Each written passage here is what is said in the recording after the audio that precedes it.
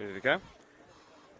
Apologies for the delays. We are just about ready to go. Today is the all-important final day of the season. By 6 p.m. tonight, 2 and a bit hours from now, the Deploy Premier League 1 will draw to an eventful close after 9 teams across the last 6 months have competed in what will be 72 games. To get a glimpse of what March 26th to now August 13th has given us, the total number of points on offer in 16 games is 48. Those with currently the most amount of points of those 48 are Ponds with 35, but with still today's game to play. A total of 196 points have been accumulated between the 9 PL1 teams, and yet only 11 separate first and fifth place, with only 6 separating first and fourth. From 11 Premier League 1 match of the round games this season, we've seen 48 goals scored. That's an average of 4.36 goals every single time we go live. And on today, the final day, where the BDSFA have lined up something we're calling Around the Grounds, you will get goal updates throughout the course of the stream as they happen. Because, of course, all games on the final day kick off at 4 p.m.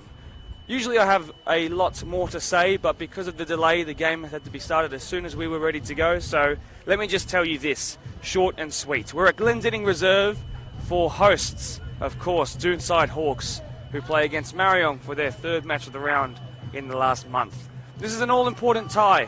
I'm going to tell you right now that there's a chance that the hosts could actually slip in the top spot, but that would mean that Ponds, who run first, ahead by 3 points, but with a good goal difference as well, would have to slip up against second bottom of the table, Riverstone Schofields, which is typically unlikely. Marayong would secure, with a win, second place, as long as Quakers Juniors don't get the job done against Parklea today. I'll remind you, second and third have a safety net when it comes to the finals. They can lose their first game, and that will put them in a match up against whoever comes out in fourth and fifth. I know that I've had to reduce the entire intro to this, so I do apologise for those who look forward to it, all 2 of you, both of them being my parents, but thank you very much for being here. Your referees in the centre is Anthony Perello, or commonly known as Antonio, Zelko, Hornjack, and of course Andrew Batley. In the centre, of course, though, is Mr. Perello himself, the captain, Jaden Zwereb. 15 years at the club he served. I'm going to tell you the lineups as quickly as I did that intro. So, we haven't seen Doonside in a while since their 3-1 win over Rivo at Rivo's home ground. Jamison Himwood starts in goal. He featured on the Blacktown Football Hour podcast, which went up last night. Jordan Hannon, Jake Taylor, Jaden Zwereb, the captain, like I mentioned, and Jack Hawkes. Read from 28 to number 4 and number 8. The 2 in midfield who would sit deepest are typically Kyle Dominici and Daniel Alessi. Ahead of him in the 10 will be Jordan O'Keefe, who might be interchangeable with Jay Gilliland, who is on the right-hand side. Eamon Zakout, who has been fluctuating between reserve and first grade, starts on the left. To the middle, Ethan Eichen, who went on a barren spell at the start of the year, got a reserve grade goal in that match of the round, by the way, and since then he's scored in pretty much every game. For the away side, you know this side pretty well by now. James Kinsella starts in goal. Gabriel de Oliveira, who got no goals for a couple of years and then scored 2, 1 in the Cup and 1 in the league, and of course it was in the match of the round as well. Wal Reese and Mamusha Guer, the South Sudanese descent partnership at the back, is strong as ever, and at right back, it's not Dylan Owusu, it's Junior Asare. At the 6, Ryan Colborne, who locked himself out of his car this morning, is a little bit late, but he's here to start. Ahead of him is Nazir Komi for the first time back in the match of the round, of which I've been commentating at least. Kelvin Ofori is also there next to him, although it might be Nazir who starts a bit higher. It's not Nicholas Haramis on the left, it's Kuzi Buama and Mervyn Chakal on the right. Through the middle, the man who scored the only goal against Ponds to stop them from getting their title early, it's Corey Joseph, the 23-year-old striker with 10 goals and 3 assists this year. He loves to run in behind, so be wary. Jamison Himwood's first touch of the ball. Apologies for the rushed intro and lineup reading out, but it's what we had to do, and we are making do with it today. Mamusha Guer will have to be strong here. A reminder, a win for either side will secure finals in the top 3. The all-important top 3, second and third, have that safety net. Of course, Doonside could win the entire minor premiership today, should Ponds, I should say, slip up in their fixture. All teams in the final round of the season start at 4 p.m. So, I will give you live updates from around the ground. I've set up club members and officials and volunteers and coaches to text me through updates the entire time. Currently already, though, and I hate to break it to Doonside fans watching on if they can hear me below, but it looks like already Ponds in 7 minutes of the game are up 2-0. So, perhaps the minor premiership wrapped up already. Either way, let's focus on here for the battle of second and third. Mervyn Chakal, who missed and scored a penalty, but it's tackled wonderfully well there by none other than Jake Taylor, who actually scored a goal against Marayong when these two met at the start of the season in a 3-1 victory for today's home side. Apologies for the slight buzzing you can hear below us. It's irritating, but it's irritating for us too, so we will all deal with it together. It'd be great to see Naz Cormy back in the side. He was a key figure in the last couple of years, especially when I started watching last year in the match of the rounds for this great side, as Wall Reese heads that into touch with his fantastic new orange boots. Of course, Marayong on their away strip today. It looks like Boama is central.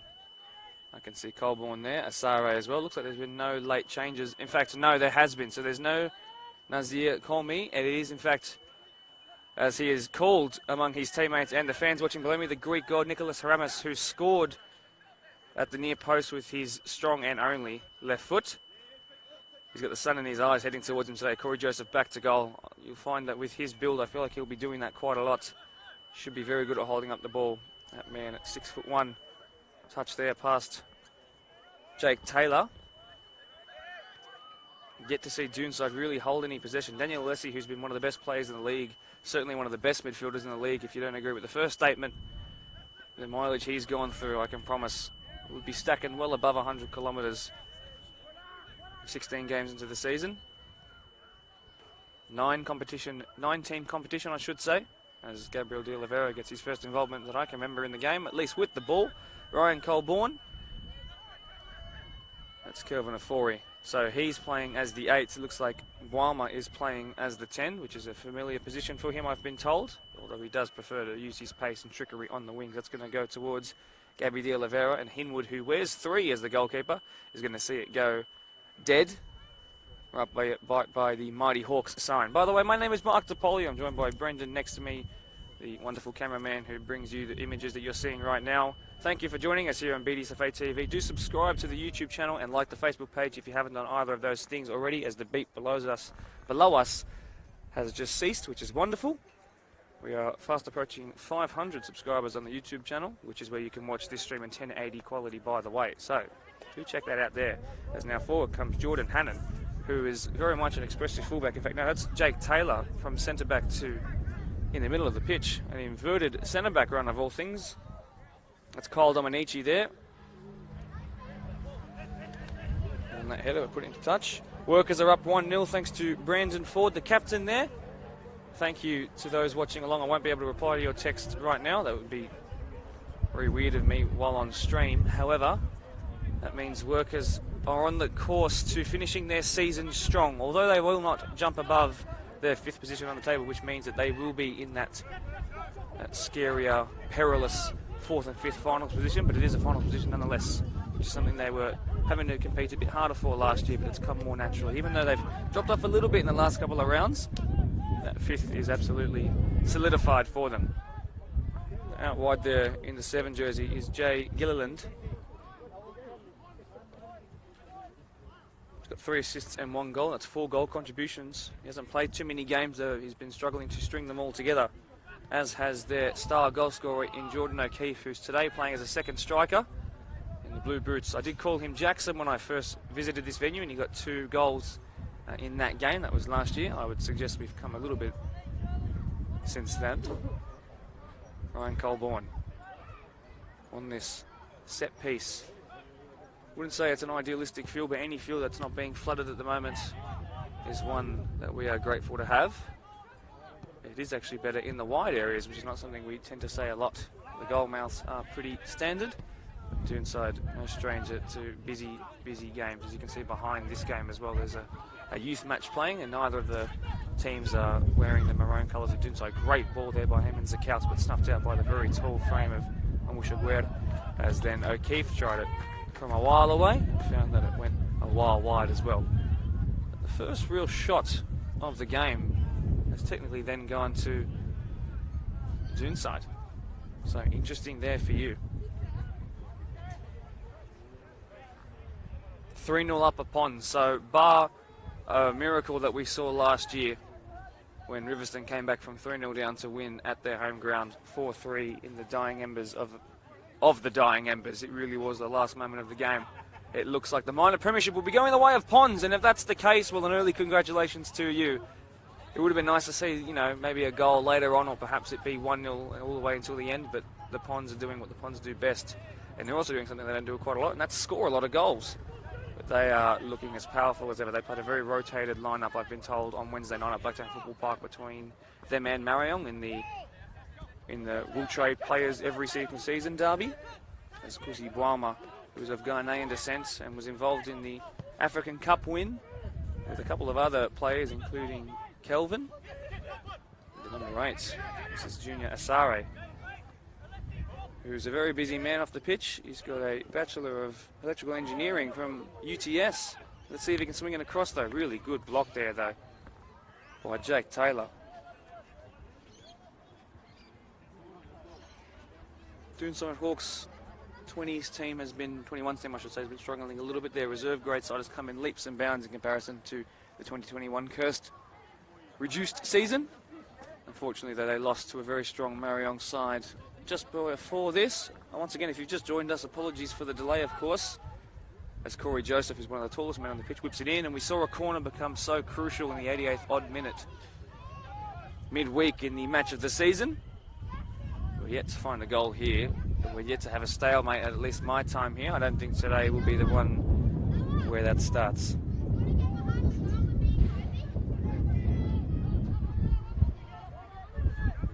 That ball goes long towards Ethan Eichen, who was so dangerous last year and has really started to find that good form again, has the 22-year-old.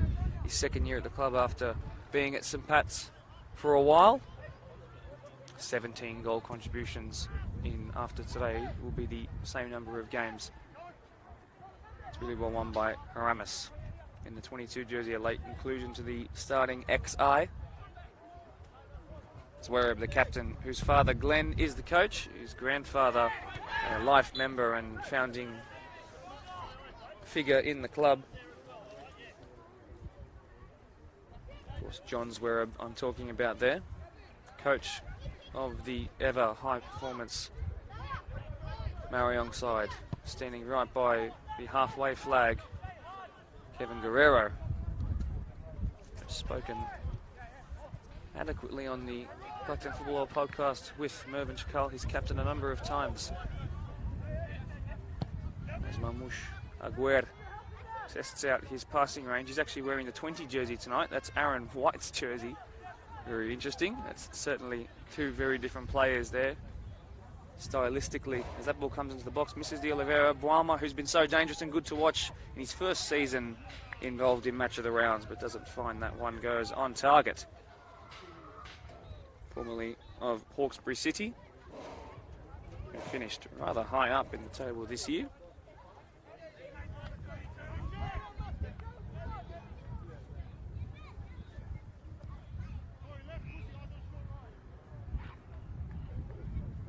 Well, no goals yet in the opening 9.5, almost 10 minutes of the game, as Mamush Aguer heads that backwards by accident. Junior Asare comes to his aid, one of the only players, in fact the only for Marayong who was involved in the reserve grade game prior to this. Probably wasn't aware that Dylan Arusu wouldn't be here, so he's backed up and will have to back up for the whole game. He's got some options on the bench to be replaced around the hour mark or 70-minute mark, I'm sure. This is a chance here because Jay Gilliland is in a bit of space. He sort of drops it and slows things down. It comes here to Kyle Dominici, the two deeper midfielders of Doonside, both of Italian descent, much like Prospect, by the way. That comes in low and flat and should be cleared by Walreese. It is. The two centre-backs, as I mentioned in the intro, of South Sudanese background. They have played in African Cups together as well. They were winners in 2021. They knocked out Ghana, who won in 2020, over them in the semi-final of 2021. So plenty of good history there, banterous, I'm sure, in the change rooms when it comes to club level.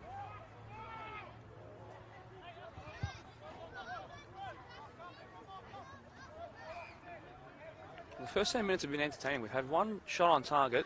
Well, sorry, I should say one shot. It wasn't on target. I feel like we're getting closer and closer to one. Here is Daniel Lelesi. That's been taken off of his, not hands, but feet rather.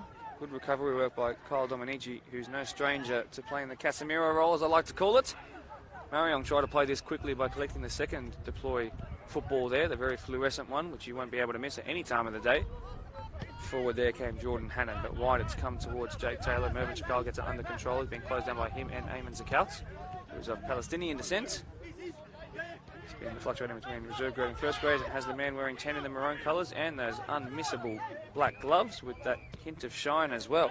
Mervyn Chakal striving forward, does the 12-time goal scorer.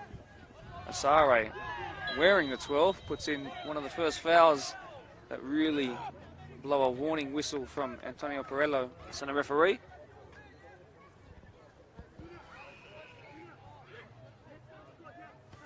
Wal Reese, at 30 years old, one of the more experienced players in the side, telling Junior to just not give away silly fouls, especially when in attacking areas. No point in putting yourself on that sort of area where you're halfway to a yellow card. You know what I mean, when you commit 1 or 2 fouls and the referee remembers your number better than anyone else's.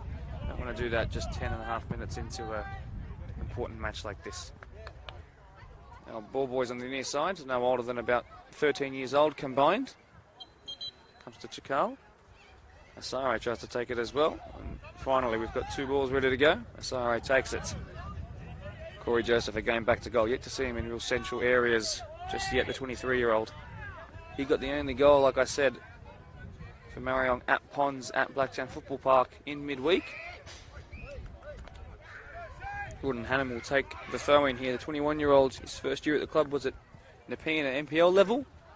Decided he wanted to just slow things down a little bit, remain in front of the cameras, though he knew that the match of the round crowd would be here. That's not fact, by the way, I'm just guessing.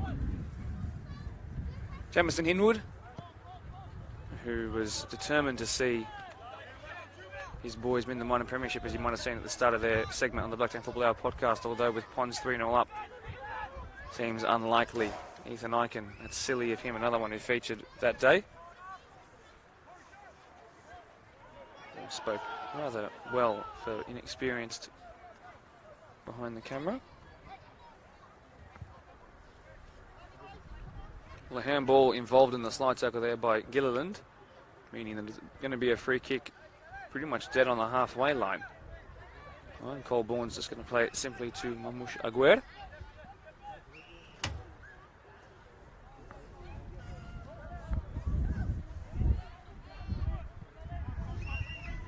Wal Reese, touch not ideal, but he recovers well. Passes the out. Chakal, check over the shoulder, then comes forward. 2 in his back. Dominici and Jake Taylor. Chakal is taken out in passing the ball. Is there a reach for the pocket by Perello? No, there's not. There's one of those sort of half warnings there. Don't quite warrant a yellow, but mean that you're certainly halfway or a quarter of the way there.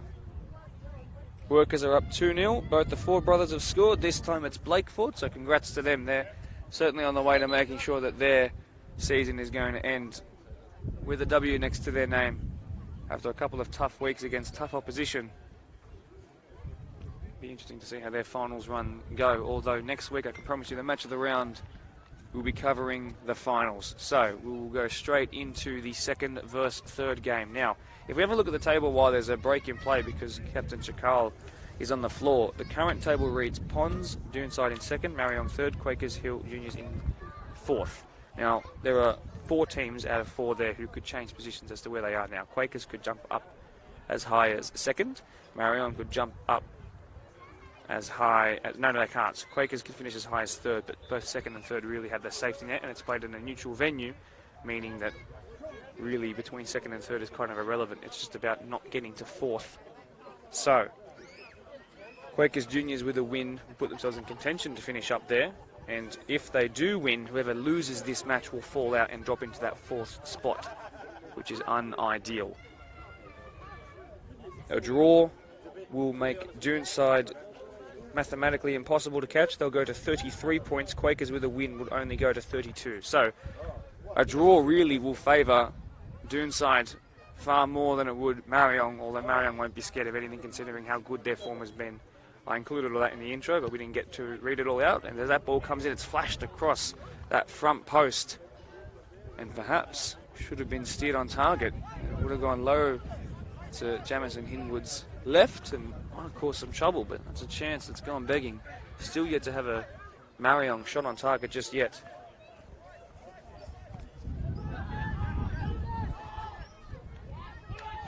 Junior Asare there, flicks it back up over his head. Lost out there, Hannon, that's a wayward pass, unfortunately. Does eventually find touch. I'll give you a little bit of insight as well. Doonside have a 57% win rate against top 5 opposition. The 7 games they've played, they've got 4 wins out of it. That's just over half, including 3 from their last 3, which is fantastic. They also have a win, of course, against these boys earlier in the season. And they're trying to find the first goal here today through Ethan Eichen, who is so dangerous towards the edge of the box. Unfortunately, they couldn't combine there. Ethan Eichen yet to really find his passing radar just yet. Zwerab, the captain, put under pressure and has showed the flaw by Corey Joseph.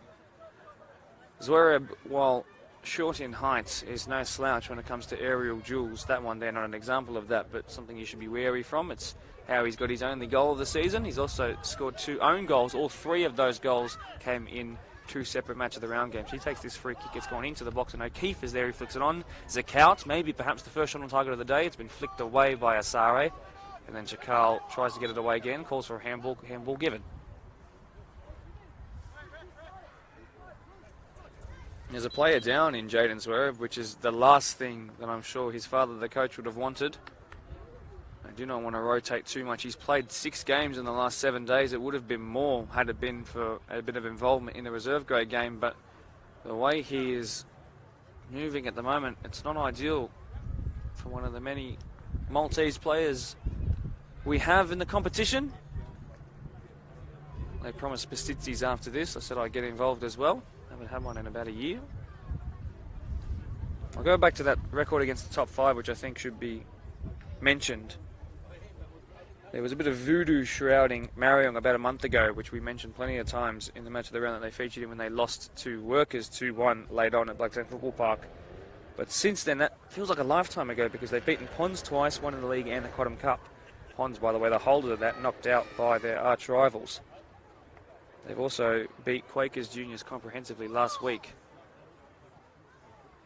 which 2 red cards helped them. If Jaden Zwerab, I think he's going to be coming off.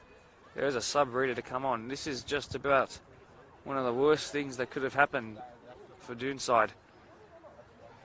There's a physio out there trying to amend things, and they're trying to talk about what kind of adjustments they can make at the back, but a defensive substitution really, particularly in the central areas, is never something you want to deal with, and it's absolutely something you want to face, particularly from set pieces and the like. The captain in particular, so important from setting up how set pieces go.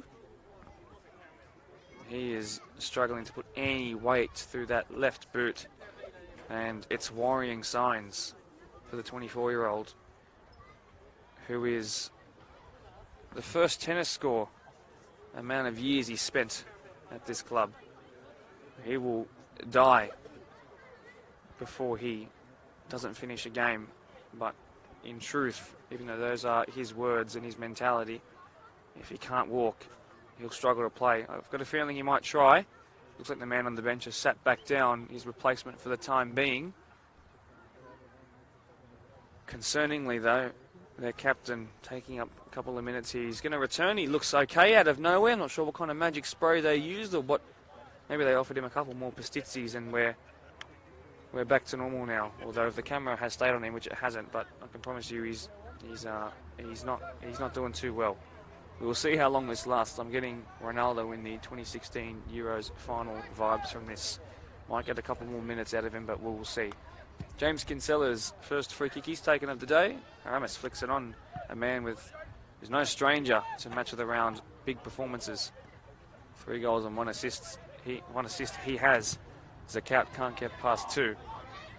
And O'Keefe, who's only at about 60%, really, if that. He only got 60 minutes in the midweek game, which was his first one back. He hasn't trained in a long time, but when you've got as many goals as he does, and he's as capable of as many goals as he is, you just got to play the man. So his first start on a weekend, on a Saturday, in a long, long time. Hamstring issues. It's been called up here. I believe it was a bit of holding. Is it a free kick? Right on the edge of the box. So we were very close to a penalty of all things. From what seemed like nothing from what I was looking at, in the sense that I wasn't even sensing any danger. So, and just like that, James Kinsella and his current four-man wall will have to set up quick smart here, because there's a chance that this is going to find a top corner. One-time goal of the week winner Blake March, in usually the 47 jersey, not on the team sheet today. Instead preferred for other matches. Although he did score one, and it was a cracker. Can Jay Gilliland do something similar? From right to left to take this free kick. It's Gilliland. And it's an easy save in the end. For Jimmy James Kinsella, they call him. Out of his hands it goes. It's not necessarily an extremely long pitch. One in the air towards Corey Joseph, who couldn't find his footing, instead found the floor. Good work out there by Kyle Dominici. Asked for it back by Zakouts, and it didn't really come in the path he wanted to run onto it. It's played quickly though. Icon tries the spectacular, and that's 3 times where I can remember him getting the ball where he hasn't quite done the right thing in either of those. He needs to fix it up quick smart, because unfortunately he's wasting a couple of chances at the moment. Jack Hawkes went forward towards Alessi there, who's, along with Jake Taylor, was one of the 2 goal scorers in that 3-1 win. He got a double. Did Daniel, who's got 6 goals and 11 assists this year from 8, and even the newly known 6. Not something that midfielders have been called for the entire time that football has existed, as a free kick's won there by the man who's got that injury cloud over his head. Coming of age of the term 6, usually it was just 8 and 10. Unfortunately, though, midfielders in the modern age apparently can't do attacking and defending. The 6s just have to do defending these days, so I'm sure that's what the older generation would say. Jamison Hinwood now taking his first free kick of the day. Icon chested down wonderfully. Gilliland tries it. Not a bad effort. On the shots counter, it's about 5-1 the way of those at home today.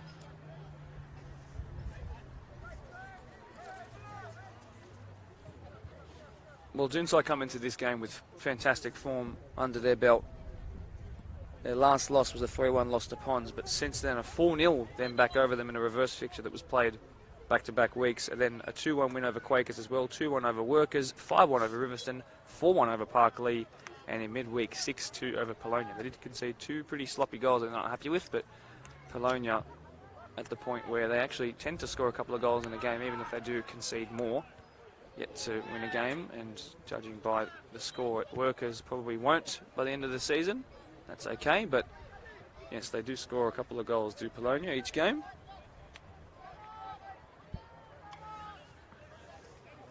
Nicole Bourne, who always drops into a back 3 when the fullbacks for Marayong push up. It's a wonderfully well-worked, well-oiled strategy.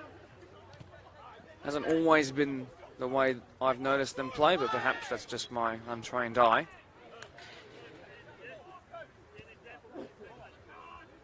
Junior Asare gives away a second free kick.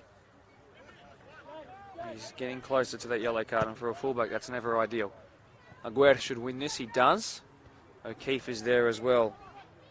The 26-year-old, his 3rd year at the club, formerly of Polonia. Funnily enough, speaking of them, a Champions of Champions 20s winner with the club, as there's Doonside's unfortunately got to deal with a broken tent over there, so if there's a gust of wind that comes through, I've got a feeling that might keel over and die. That's a shame, but that's what happens when someone like Ryan Colborne is pushed into it. It's been told to leave for the keeper. Leave for the keeper he does.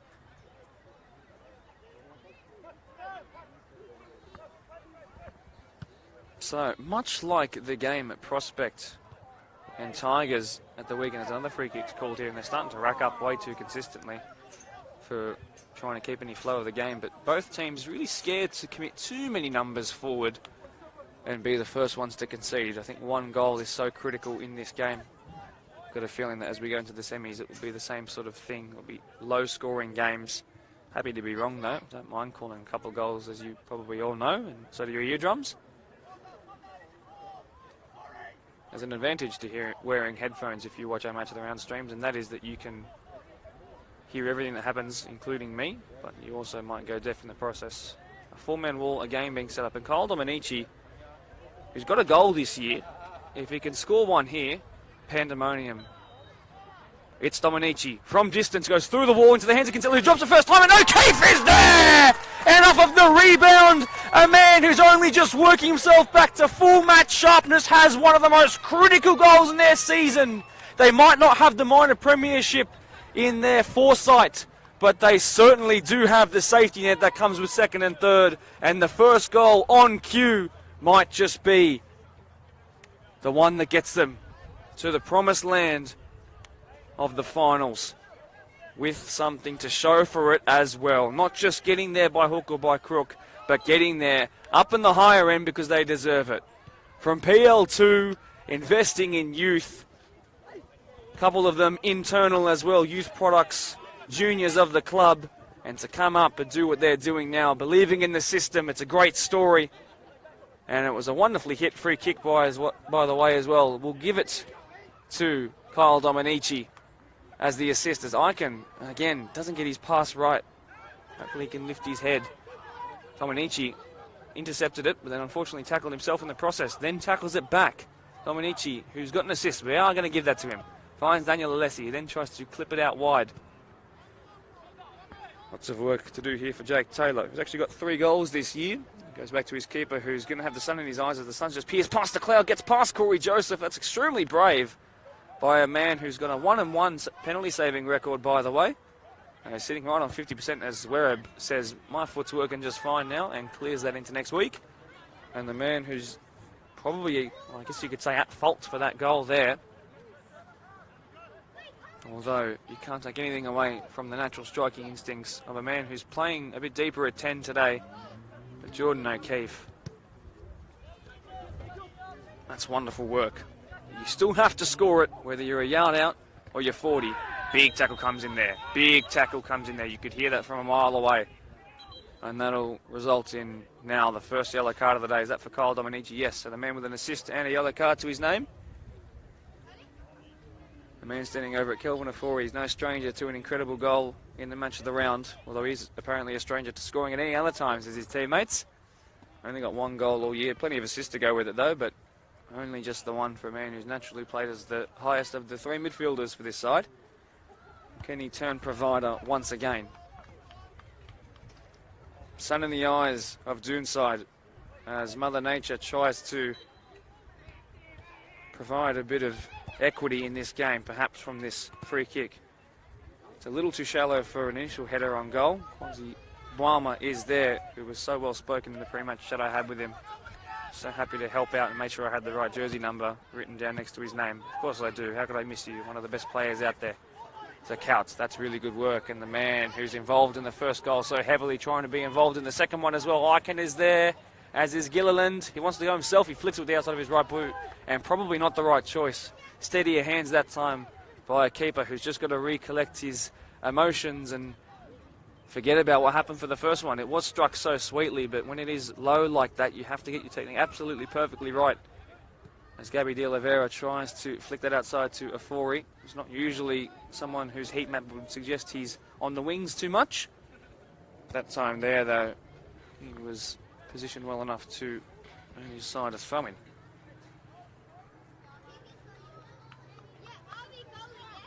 I can also just have my memory jogged by something that Eli El Hakim, the coach of Pons, told me, that apparently the goal they considered to Marayong was a case where you throw it back to the goalkeeper.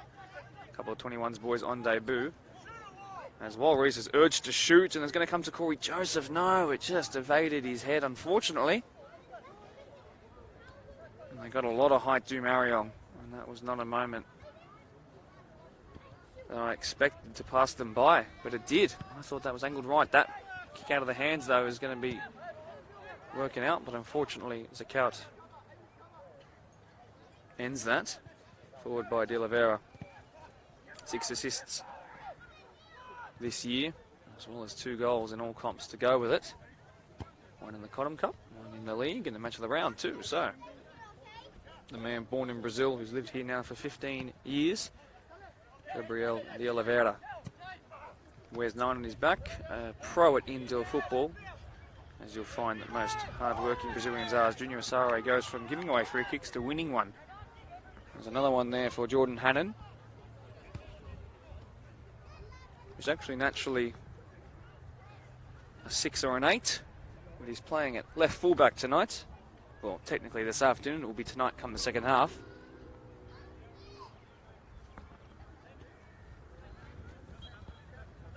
Standing over it is Corey Joseph.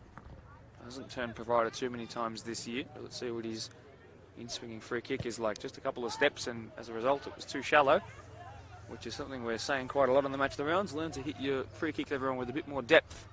You'll find you bring about plenty more chances. So if you've just tuned in, or you're just listening along perhaps while driving, as Haramis tried to outmuscle his way towards the ball, as Kuzi Brahma is down the turn to Carl, and that just went over the top. They are getting closer. That equaliser, though, oh so important. And you know what? Probably should have mentioned this if you hadn't thought of it already, but only just came to my mind as well. But they'll need 2 goals really to get what they need out of this game. A draw doesn't really do all too much, so they need to go back to winning ways. The ultimate winners themselves, the actual holders of the Deploy PL1. Don't forget all the way back to 2020 if you want to cast your mind back to then. What were you doing back in 2020? Actually happened to be invited to the final between Pons and Marayong, which Marayong won on penalties after extra time. Was unaware of either of the 2 clubs' existence at the time. Not actually Blacktown based, am I? And now, 2 years later, in the position that I am, lucky to be calling these 2, or perhaps those 2 teams in a final again, who knows. But Doonside doing what they can to at least deter the ease of the path to get to that grand final. The harder route is to finish in 4th and 5th. Although, mind you, in saying all of this, including what I said about a draw and if they didn't win today, Marayong, I've not seen a goal update come from Quakers. And Quakers, a quick reminder, as Dominici, surely this one's way too far out, but Quakers, as he tries to fizz it again, but misdirected off the laces there. Parklea hosting Quakers. So Parklea at home, a decent record. Parklea probably one of the form team outside really of the top 5, although you could always argue ropes are there and thereabouts. They're on 19 points, just 7 behind where the 5th place and finals finishers did finish. How many times can you say finals and finish in one sentence? I think I just beat the record. Wall Reese and Gabby de Oliveira combined there. The far side of the pitch is at Twines Colborne, who's my favourite player to watch, although on cue. And O'Keefe has now got options inside. He then clips it. It's missed Icon. Zakout should try and keep this in with all of his might, although he couldn't. I'm going to move my head just for your sake so you won't get as much wind coming to hit you guys through the mic. A reminder as well, that injury concern for Zwerb seems to have been waved off. He's moving pretty fine. Chakal drops deep, the captain. That's his contribution in that moment there to do some hard yards. But a man who's got more than 1 goal contribution per game this season, unfortunately unable to find anything close to one yet here today. He played as the central striker this time last week. Right, he's on the right wing to make plays for Corey Joseph Haramis, who is very left-footed. It comes towards his left foot. He tries to clip it back inside, a bit of a reverse ball there. It's going to be cleared all the way to Gabby de Oliveira. He's got to work uber hard to keep that in. Coming together of legs, but thankfully no free kick given. Calls for a high foot once and then not twice, and forward come Doonside perhaps. So Couch, what a ball that is, and Ethan Icon, who's been off for a little bit, but can he redeem himself in the ultimate way here? Yeah, he does, under the keeper! 2-0 to the home side as he points to the camera, and a celebration to go with it too. I didn't know he was chill like that. You know.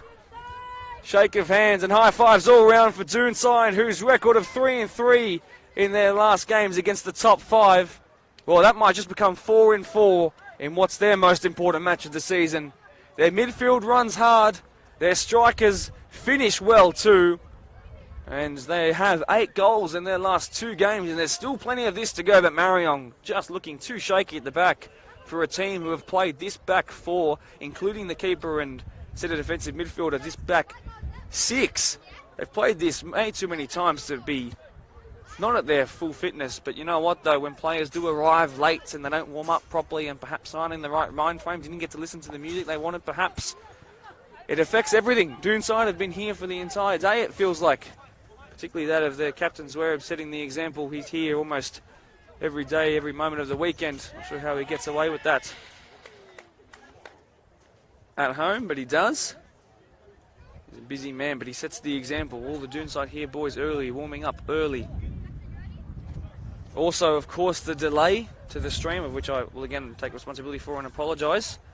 Even though it was a scissor lift issue, but yes, you know, maybe perhaps in that 10 minutes, you know, expecting to go out and you hype yourself up for a 4 o'clock start and then it ends up being 10 past 4 and who knows, maybe just a little switch off. But Marayong, to go from the way they played against Workers, which was not that great, to then come and kill Quakers at their home ground. Perhaps it's an away ground thing, I don't know. Either way, Doonside at home here in the match of the round, and we're 37 minutes in as that's absolutely breezed by. Well, they might be going into half-time with the advantage. It's 3-0 as well to Workers, who are almost assuredly now going to end their season with a W next to their name. A goal to Chris Wicks and the 2 Ford brothers. Good on them as he contends for the golden boot, does Wixie. Chakal gives away a free kick there on Jordan Hannon, and he's not happy. He needs to help invigorate the side, because right now they are struggling. They're not only looking into the sun, they're looking down the barrel of a loss too. And in their last couple of games, uncharacteristic. They had really improved, I'd thought. Perhaps they didn't play such a rotated lineup on Wednesday. I don't know, I didn't ask. Asare, an inverted run and then a clear handball there. Well, that's the 4th free kick he's given away. 3 have been through heinous tackling, that one there through a handball. Aiken, who I'm sure will be feeling very, very motivated. A handball's been called there, but on him. I actually don't think that was the right hand that was called there for. I thought it was on Wal Reese. But perhaps it was just lost in the blur of the moment. But you could say as well, they escaped there. Ethan Aiken, I'm proud of you for, on a personal level, for struggling to string a couple of passes together, getting one opportunity and burying it. So let's make that 11 goals. Legs 11 in the match of the round here. You missed the one at Rivo because I believe you had to go off to a family-related event, or perhaps that was just work. I don't know. Either way, it's great to have you back in the big time. Kuzi Boama from distance. Boama! And that skimmed past, not across the bar this time, but the far right-hand side post. Again, it's close, but it's not close enough, is it?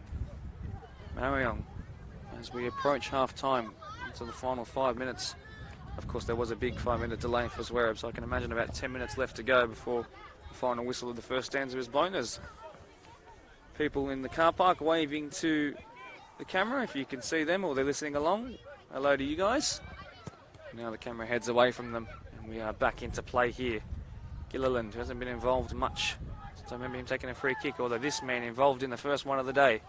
Omanichi goes to find his midfield partner in Alessi. We've got 2, remember, a brace when these guys played in the 3-1 win earlier in the season against Marayong. Zakout didn't get it right there. Afori through the middle. It's well done. Turn. A little fortuitous. Corey Joseph stabs it wide. Uzi Boama. It's past 1. He is so good at that. People are starting to really take note of this guy, considering how many games Marayong have had in match of the rounds in recent weeks and months even. They didn't feature at all until Parkley, which is the one that I missed, unfortunately, in that 8-goal thriller. Aramis clips it instead of hitting it. Was there to flash it towards goals. It didn't happen this time though. It's cleared again is a touch. So if you're just tuning in now, Hinwood should have an easy claim and does. Doonside winning 2-0 courtesy of Jordan O'Keefe pouncing the striker's instincts quickest off of a loose carry by the keeper, and then Ethan Aiken was sent through. He situation that looks similar to this, as this time he calls for a handball after one went against him a couple minutes ago. Ethan Eichen, a finish under James Kinsella. Let me ask you the question, which I'll check in the live chat at half time. Hard to when I'm not at Blacktown Football Park to check it while we go, but let me ask you, did you see this coming? I certainly know that Doonside did, led by the mighty Glenn Zwerb, part of the project. The Zwerb name etched forever into this club, no matter how long this club goes for another millennia, and they'll still be remembered. There'll probably still be Zwerbs kicking the ball around here. John to Glenn to Jaden now, and all of those who have visited and watched and played in the past, present and the future. Doonside as well, they want to return to the dizzying heights of which they were thrice in a row premiership winners, 15, 16 and 17. And also won back in 2007, so they are no strangers to success, as Ethan Eichen, that's not the player you want going down. Very much, I mean, he loves to get in behind, and he's got a goal, and Perello's called over some attention from the sideline straight away, as Marayong try to collect themselves and perhaps try to maybe not get a goal back before halftime, but at least show that they are capable of doing it, because so far they haven't looked like it, I'll be honest. Hopefully Ethan Eichen is okay. So halftime,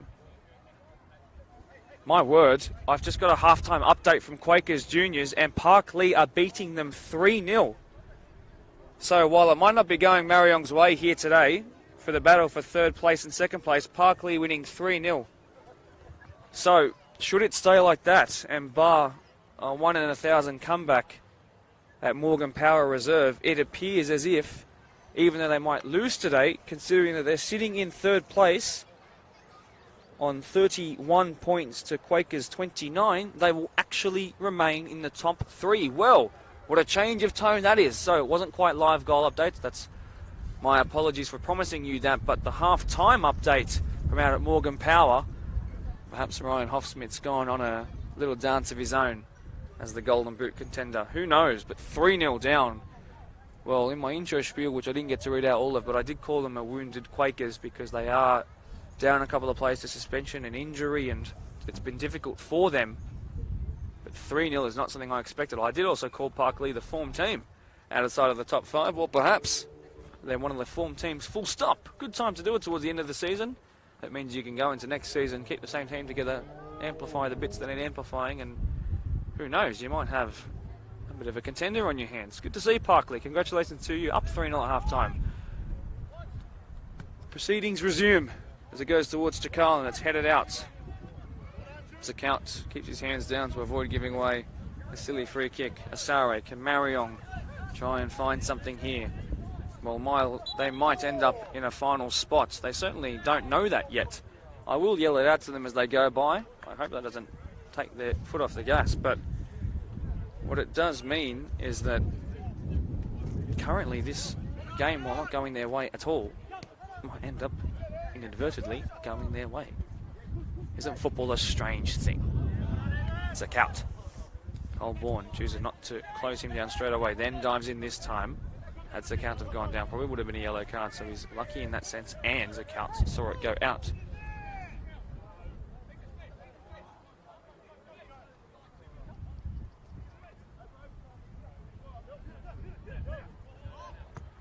This is just coming in from our live chat all around the place of Pond's success. So it looks like the championship might just be wrapped up in that sense. The minor premiership, well, they've had a couple of free kicks from this area. This time it's played short. What can Marayong do differently here? So just confirmation. A win for either of the sides here would have affirmed them to be in the top 3. You want to be either second or third, if not first. As Himwood makes an easy interception, and we'll probably look for Eichen here and could release something. He's actually got an assist to his name this year. He should have more. He says if Ethan Eichen could score more in the match of the round, can he change things? Alessi running in late, he goes himself, and it forces a save out of James Kinsella. That's really, really well worked from goalkeeper to 9 there. Really, really well done. Also by the 2 men who featured on the Blacktown Football Hour podcast, along with their coach. Go and have a watch if you haven't already. You can see the post-match reaction from Prospect after their win to all but put the eligibility for promotion into their hands and perhaps even secure it. Good to see those results when they come in the PL2 and check at half-time and full-time. And it comes in swinging towards the back stick. It's cleared eventually, although they didn't really know too much about it. Gilliland, brave there to stick his head where there were boots flying everywhere. Here is Jake Taylor, the 20-year-old, very youthful back line against the far more experienced front three. Gabby De Oliveira, formerly of Bucktown Premier Spurs, with also Kevin Guerrero before making a switch to this side of the districts.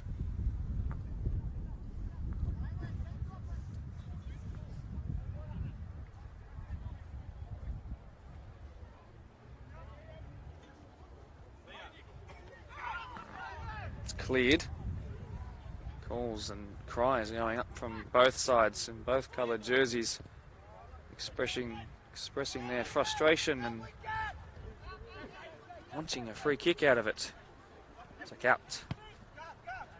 Central, he hasn't really of the front three sort of found his touch, which is strange because I'd say that the boys from like Brahma, for example, here, Corey Joseph and Chakal, have probably had the better games of the front three, but yet they're down 2-0.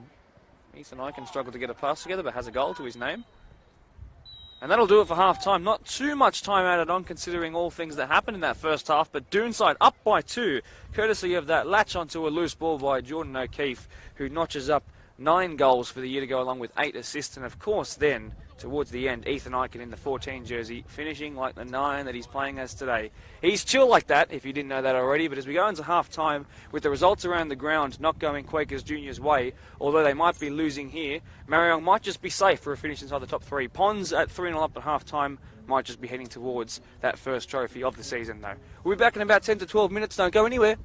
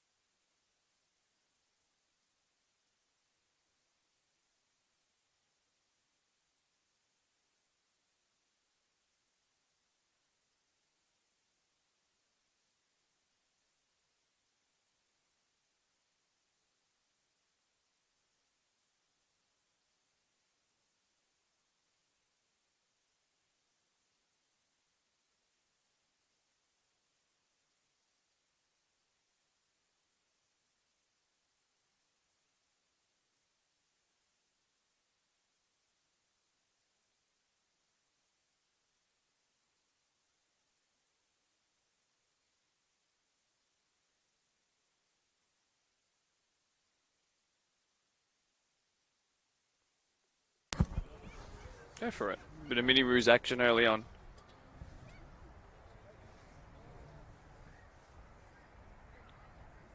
Well, to those watching along, I have an important message to tell you. Knowing that Parkley were playing at Morgan Power Reserve, I read the scoreline as 3-0 to the side whose shirt designs are inspired by Aston Villa. It's not that way. It's actually the way of Quakers Juniors. So Quakers Juniors in third, currently on the live table, will leapfrog Marayong, the holders of the competition all the way back to 2020, will actually go down into fourth spot and have to play against Workers, and then the winner, I should say the loser, of second v third. So a busy week it will be for them if they do drop down. They have all the work to do. I've just spoken to Shia Chakal, who was the brother of Merv, former Blacktown Spartans reserve and first grade player, as well as a Golden Boot winner there many years ago. And he said that he gave them a bit of a spray along with Kevin at half-time to absolutely lift their game as to the performance they're levelling at now. So we will see what that means. I've seen the captain, Jaden Zwerb, doing some warm-ups by himself, or perhaps even some cool-downs. So I'm not sure if he's going to be changed out, the captain of Doonside. We will see. But the players are returning to the pitch, and let's see how rejuvenated this side look. Of course, all the teams that I've mentioned so far, Workers who've just gone up 4-0, by the way, the 2 Ford brothers and a double to Wicks. Of course, all going to be in the finals. Workers, Quakers Juniors, Marayong, Ponds and Doonside. But it's about where they finish. All venues, it's been decided upon, will be at neutral venues, meaning that the home and away factor isn't a leg of finishing second rather than third or fourth rather than fifth, because it will be neutral. But what it does mean is that if you do finish outside that top 3, or even outside that top 1, if you want to look at it from a Ponds perspective, we're also up 3-0 at half-time. Well, you don't have that safety net. You need to be perfect. You need to win 3 out of 3 games, that would be, and that's no easy feat. No team has really managed to put 3 wins on the board lately in a row without too much hassle. The one team that has done that quite well, though, have been Doonside, and they're in the lead here again. They played incredibly well, as we're almost ready to start again. The hosts, the Hawks, hell-bent on returning to the heights of when they won a hat-trick of championships, when there was no team to hinder them, no hiccups in their game plan. Marayong, majestic from first minute to last. Well, that's what we expect of them. Not one of their men ever appear mosey or misdirected. This is the only time where we haven't seen them pounce on every mistake. Usually their focus is only the next major honour to win. I'm sure in the second half that they're going to show a bit of what I like to call a bit of calculated mercilessness as they get on possession for the first time in this second half. Well, if they want to finish inside the top 3 and get that safety net, they need to put it on here and score 3 goals. It's that simple. They cannot afford to concede. The next goal is absolutely critical. The next goal will decide the game, or it will put it back into contention. That seems pretty obvious, but a 3-0 deficit, more than hard to come back from, I promise. While Reese goes wide to an on-rushing Junior Asare. His cross is deflected initially, and Zwerb, who is on the pitch, thankfully, doing well, looking well, let's put it into touch. So no changes, it seems, but the fullbacks pushed higher. The back 3 even pushed higher. Merv Chakal on the spin. That's not the right choice, but they've still got time to change things around. If you compare the 2 best teams from the last couple of years in Ponds and Marayong, it's Ponds who have typically had the sturdier defensive approach, and it's been Marayong who have been making those marauding runs forward always and getting on the end of many, many goals. They'll need to turn on and meet those expectations. Look like Corey Joseph and Nick Ramis are the centre of a 4-4-2 of sorts, with very, very high wingers, probably with little to no tracking back responsibility. Shot from distance, well, it might even find one of the cars in that car park, which is why I particularly didn't park there. First chance there for Kyle Dominici and for Doonside. Results in just a goal kick. Kinsella, he won't be pleased with his first half showing, but as the second half, as numbers push forward to make amends and keep them in the game, I'm sure they'll concede chances Marayong, but they have to take that risk if they want to finish. There is no real loss in not going for it.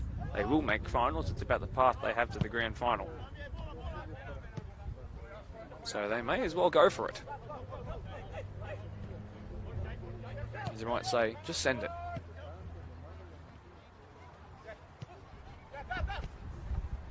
Flip ball inside is wonderful by Di Lavera. And it's cleared more convincingly by Jake Taylor. Kelvin Nafori. Ryan Colborne, who's of South African heritage. Zibuama, ooh, sprayed shot is horrible. I've spoken in the past of if he can just improve on the finishing ability just a little bit, which will come in time for the 21-year-old. He will become one of the most lethal players. There's a reason why he was comfortable at NPL level. He could return there if he wanted to. There just wasn't a desire to. But over time, that composure will become higher. The decision-making will become better with his natural maturity. I can't wait to see what kind of a player he turns into. Well, Reese intercepted. That's poor. And now as the Couts can try and do something here, he's taken out pretty heinously, and it will warrant a free kick as well as a yellow card for Ryan Colborne. He spent 9 years at the club. It was once at Hills Brumbies, what it was called back in the day. Now Hills United. He's got a call on all that experience. That was actually an experienced professional foul there. He's receiving it a little bit from the reserve grade boys and fans that have stuck around behind the goal. Gave them a little wave as they set up this wall. It's not the first time we've seen a free kick come in a position like this in this game, particularly to those in those maroon coloured jerseys.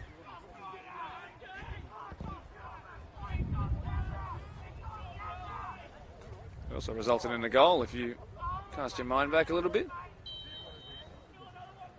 And here it comes. And straight into the wall. Was it a handball there? It was called, and there's appeals from around the grounds, and it's not going to be given though. Palmer can start something here. That's a better ball out wide. The idea is good. It's a Sawe good enough to get there. He's not. It's not a fault of Junior though. Well, on thin ice now is Ryan Colborne. In the position that gives away the most free kicks in the professional game is the 6.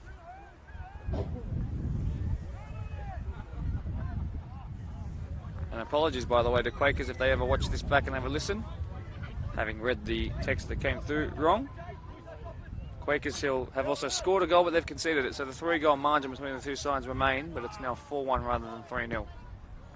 Thank you for the updates, Peter McGavin. Palmer goes down with the free kick, stays down for the time being.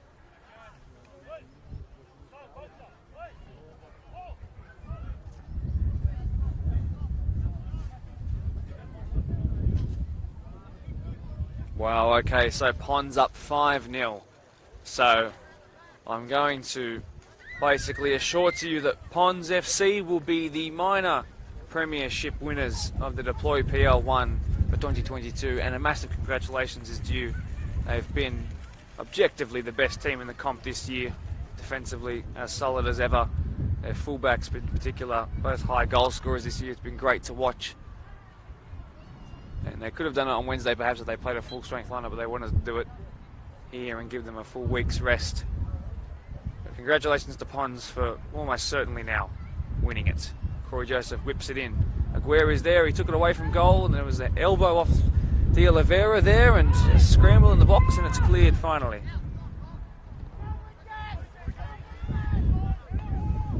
Colborne, oh, Minder's on a yellow now, goes back. Something's been called up here. There's a player down with blue boots for Doonside. It's not the first time we've seen defensive-minded players stay down from collisions. It's halting the momentum of Marayong. It's doing everything that you'd expect to put them off, and it's working. Hopefully, though, he's not too injured. Well, 6.5 minutes into this second half, and everything's looked pretty much the same. No personnel changes even to talk about either. Now we can talk a bit about Doonside. It's been a long time, well over a year, about 400 days since we've been to this great venue. When we first arrived here, the building below me and to my left, this new clubhouse with this gigantic, wonderful roof that they have that's providing shelter from wind, rain, hail and shine for their loving supporters, was just built at the time. Now a year on, of course, still standing firm and will for the test of time, I'm sure. As players about to resume from that drop ball.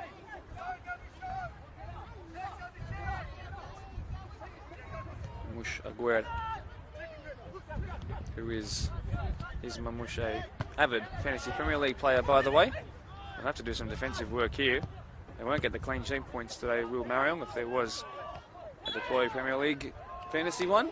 Well, Reese takes it quickly. That ball was moving though, but it was in the back of the referee, and they've taken each other out.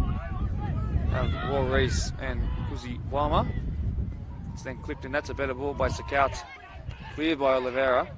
And then O'Keefe thinks about it, misses the ball completely. If that was an away crowd, he'd be whistled at the next 10 minutes, I promise. It's cleared more convincingly by Asare and then headed even more so, but into touch. It seems, and stayed in by Dominici, who's been great to watch today, up and down the pitch. O'Keefe, not great from the left boot by him. Aramis is there. Can't get past Alessi though. Just too good at running this midfield. It's causing so many problems. The fittest teams in the comp seem to be the ones towards the top. Icon's there looking for a double. Icon, no! Not necessarily his best attribute is the cannon off the forehead. Found that he wouldn't yet have his brace.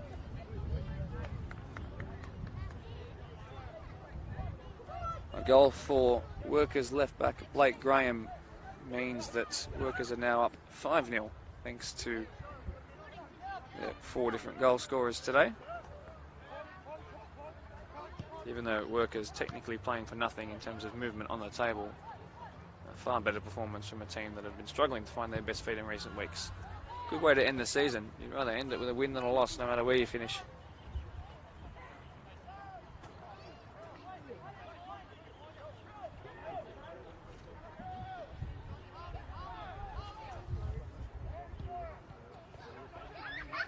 Well, it's cleared right on the edge of the 6-yard box towards Icon. This is how we crafted the second goal, if you remember, but not this time. They're a bit more wary to it with Reese and Colborne and Aguirre there.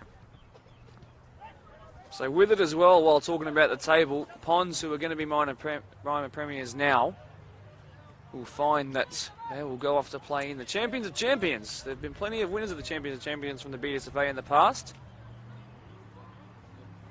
What a fantastic thing to have teams back in that competition. So that starts the week after Grand Finals, well, the rescheduled Grand Finals.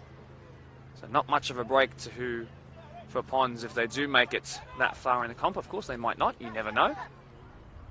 De Oliveira is there, teaming forward, and Zwerb hoofs it away.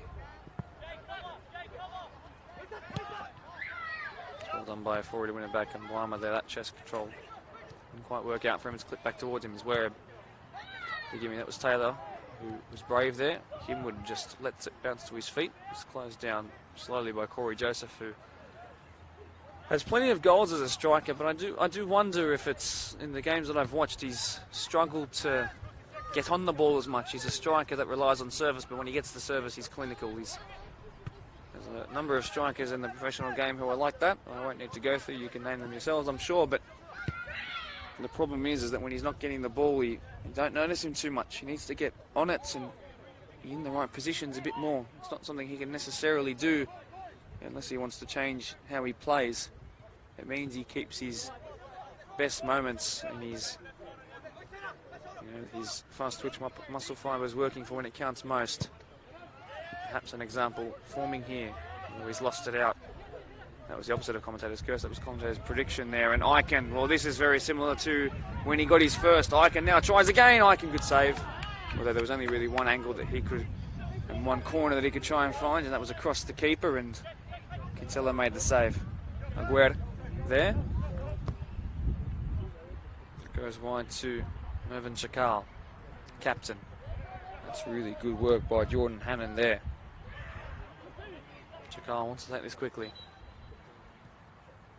He's urged to take the ball back by the ref, and he does. Leaves it now for Asare as things have slowed down. Forey, central, touch away from goal. Colborne tries to feed it through the midfield, does so. Palmer, central, now goes wide. Junior Asare.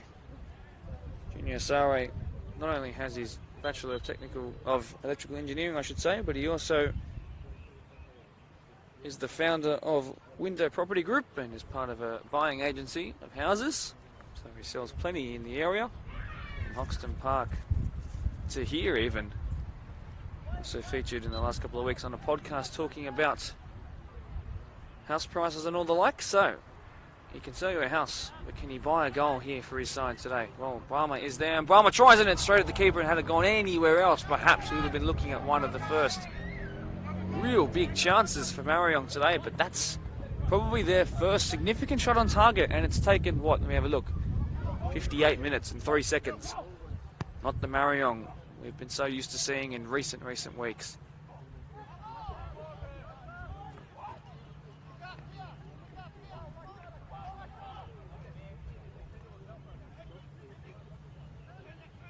Ramos tries to feed it onto his stronger side.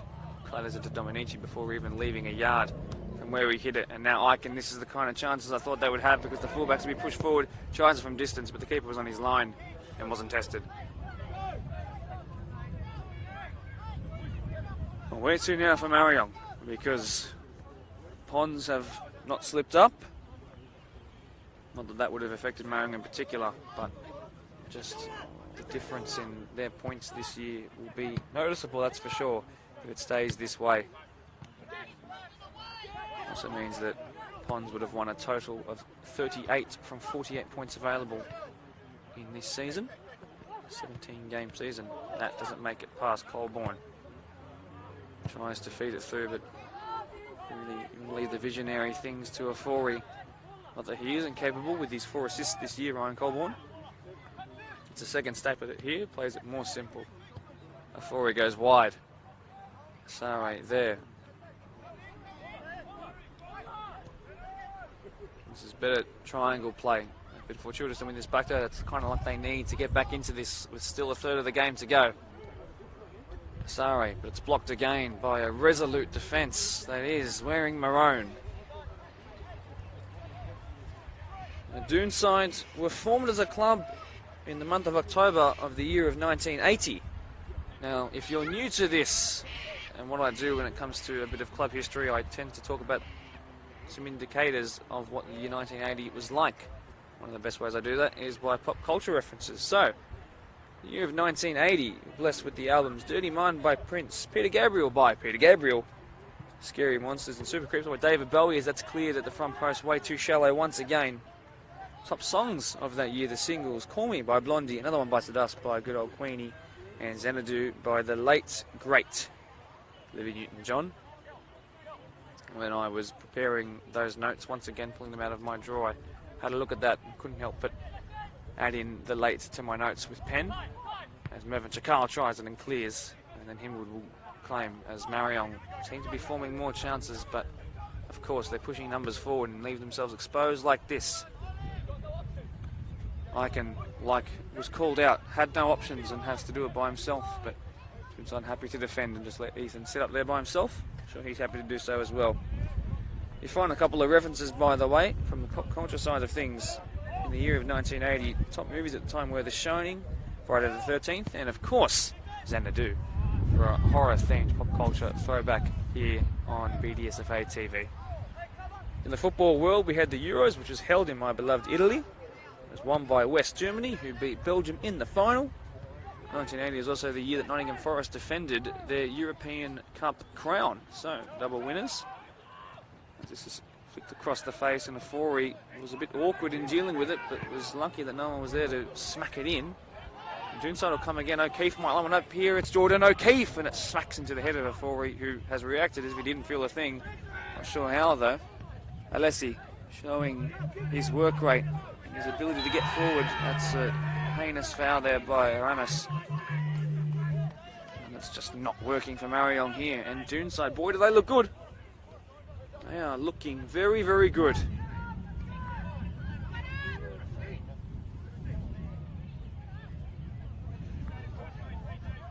And Doonside, who have a chance here to whip it in. Eamon Zakout. He's got 2 assists to his name this season. What a time it would be to add a third and add the third. A bit too deep there, that one. The Doonside while still speaking about them, as they do lead 2-0 here, courtesy of Jordan O'Keefe and, of course, Ethan Eichen. To establish this club, there was a meeting held at Doonside Community Centre. It was attended by a couple of names who Doonside fans and players would know of for sure. Brian Pickett, Steve Lindsay, Fred Samut, Margaret McCall, Brian Ross, and, as I mentioned before, John Zwerb as an advisor. The discussion was around how they would get enough money together to start the club. Donation of $300, which back then was certainly different to $300 today, was made by the Sports and Recreation Club, which was at the time including Doonside Cricket and Athletics clubs. And they needed, after that donation, they needed the club colours. As Zwerb, strong and aggressive and shielding that out. Well done, Captain. So they chose maroon and white. And initially their first name was Doonside Sports and Recreation Soccer Club. And having played their first competitive season in the year of 81, although established in 1980, that was the year and two after the formation of the BDSFA in 1979. So they slipped right in as one of the, not exactly one of the founding members, but one of the earliest members. And they have been here ever since, and in Premier League level to such success as well. Well, off goes number 22, Nicholas Ramis, who has struggled to find his best feet here today. Marayong trying something different. Let's see what they can do now.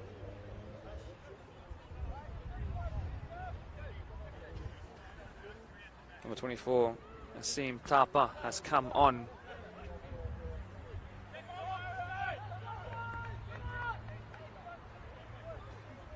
Let's see what Asim can do.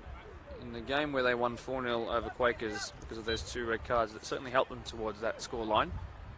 He struggled to find his best feet despite having a couple of opportunities to do so. And we'll see what Asim can do here. His first touch might be coming on cue. Tapa. De Oliveira. Colborne.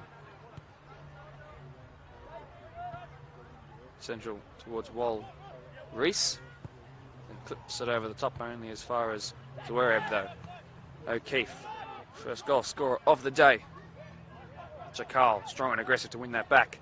And there's Boima there going to the outside. It could be a great involvement initially for Tapa, but it's a great save by Hinwood, who was more than equal to it and got down low really quickly. We saw Kinsella not able to drop to the floor quick enough to stop Eichen's shot for the second goal. That time there, though, really nice work.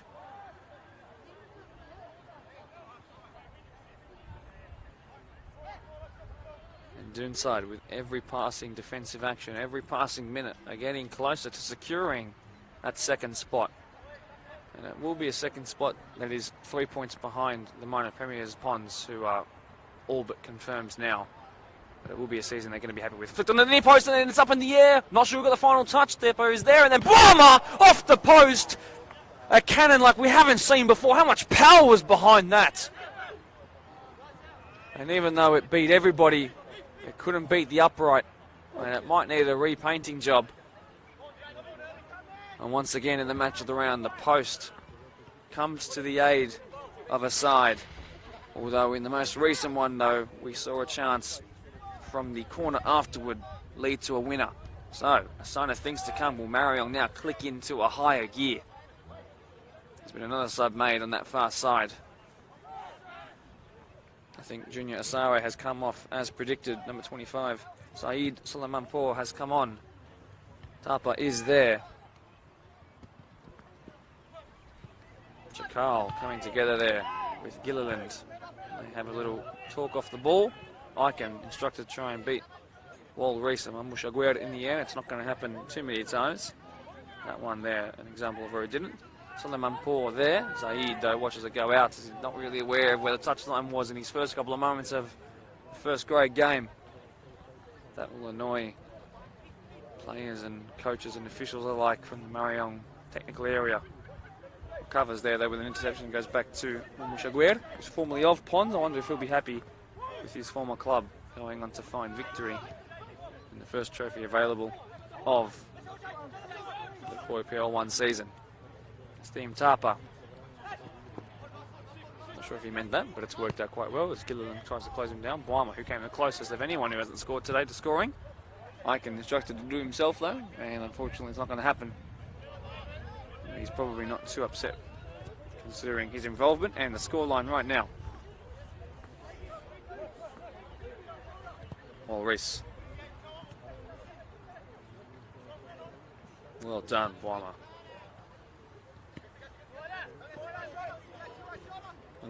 What can they produce here? It's all but one back for those who wear maroon and white. They've also got the help of a certain Marshall Soper, who are in their ranks helping out at all levels from youth all the way up to seniors as the former Socceroo, as that's a shot from distance, and I'm not sure if it was meant to be a cross. By the way, he angled himself for Sare, who's actually not off of the pitch, by the way. That was not troubling anybody, but the keeper has to now go and get the ball from well out of the way of his technical area. Although a ball's just been given to him, he can make the slow trudge back. All the time in the world. Not the case, though, for the visitors, who are 22 minutes away from finding themselves with the harder route to a grand final, a place in which they are familiar in being. There's been a sub made here for Doonside, in yellow boots right in the centre of the park. When he turns, I'll tell you the number and the name that goes with it too. I've got a feeling as to who it might be. In the 17 jersey, that's Tek Meskele.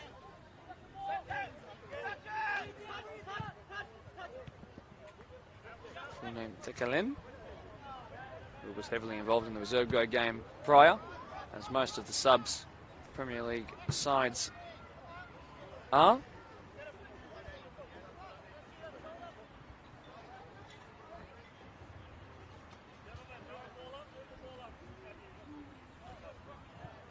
Colborne as the ball comes back into action.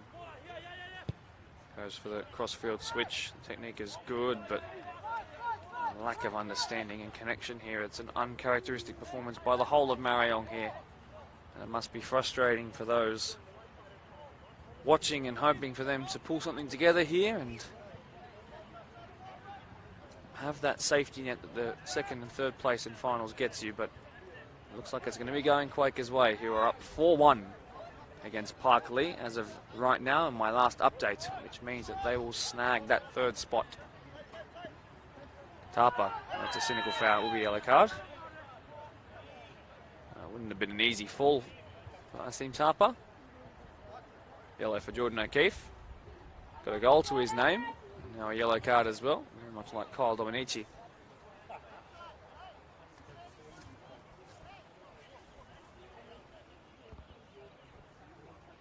So right now, the first week of the finals and next week's match of the round live stream game in the Deploy PL1 is going to be second placed Doonside versus third placed Quakers Juniors. That's a game that I think both clubs will fancy as winnable. The return of Will Salinas will help as well in the 30 jersey for them. Now this is a serious chance. Afori, who's got one match of the round goal and it was a stunner. This one will have to be equally as brilliant. It's Afori who goes over the wall and to the right, and it's evaded the post, the goalkeeper and the fans behind the goal too.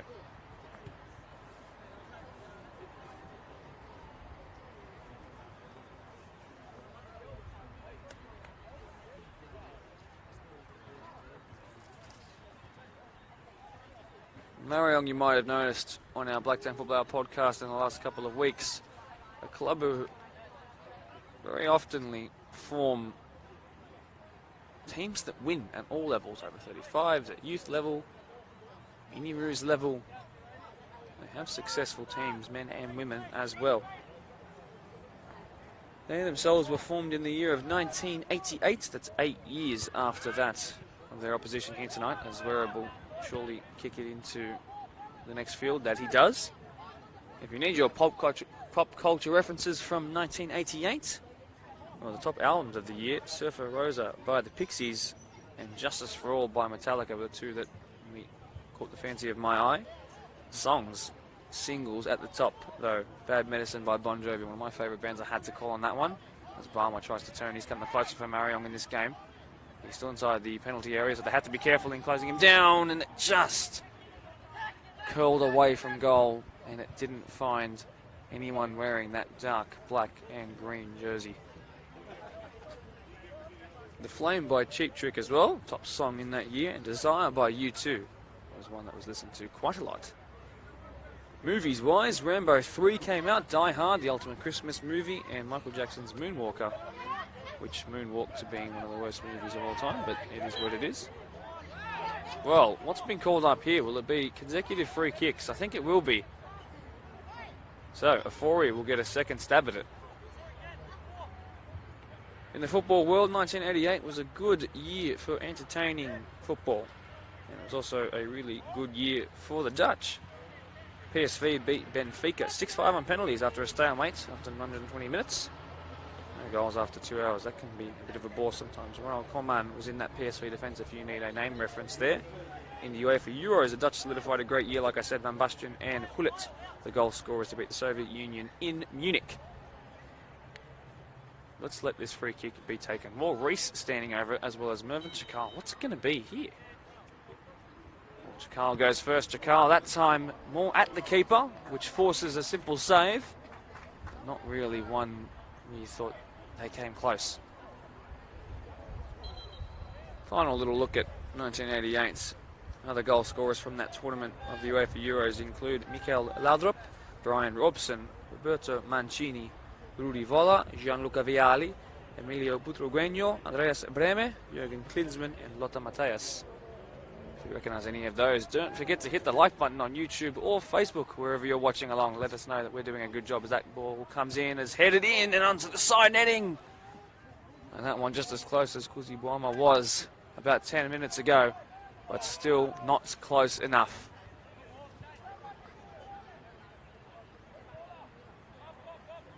Marayong also welcomes back a certain junior player who you might know the name of, Daniel Georgievski, the Macedonian international. Formerly came through Croatia's Dinamo Zagreb, as well as playing for Steaua Bucharest in Romania.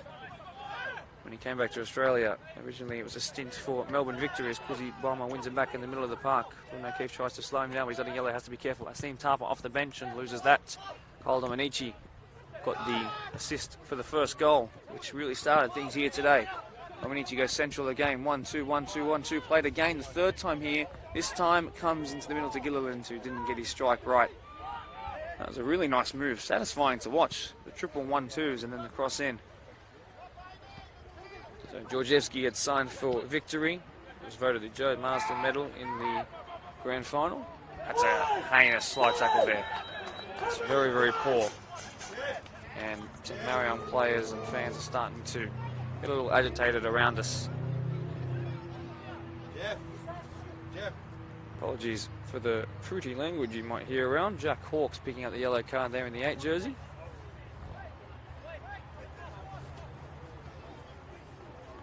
So 7-0 up against Riverstone Arpons, who are now absolutely the minor premiers and heading champions. Blake Skur scored 6 of the goals and has put himself right into Golden Boot contention with a performance to be remembered for him. Well done to the young lad. Afori will now whip this one in. That looks more like a shot, and it goes somehow over the crossbar. And Marayong go closer once again. But again, it's not enough. But how much closer can you get without it going in? Doonside are happy to sit back and defend this. They are 2 to the good, I'll remind you. But Marayong are doing what they do best, which is showing some good attacking fluidity. They'll have another chance to go again. A goal here with still 15 minutes to go would make things so much more entertaining and tight, but Soliman Poor cuts that one out and crosses from right to left. And now strives forward. De Oliveira is there from one fullback to another. That's one of the first offsides that's been raised, I think, all game. Usually see it quite a lot as Mervyn Chakal comes back to the point of which it was called offside and wants to get things going ASAP.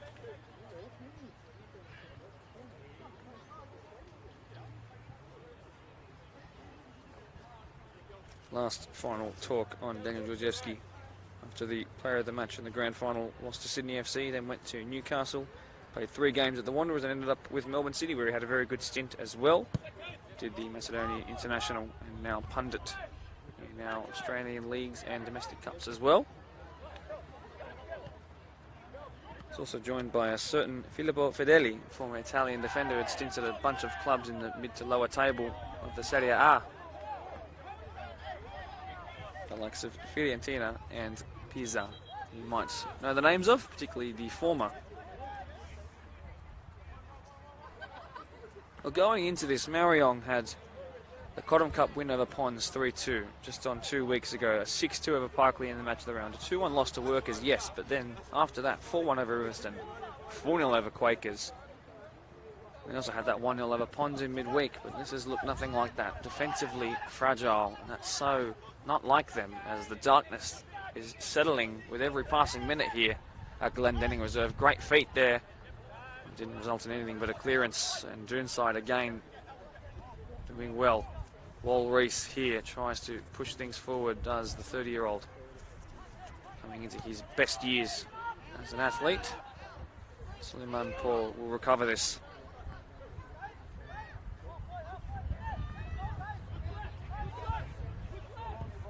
Over the top ball, looking for Chakal. It's good. Keeper thinks about coming for it.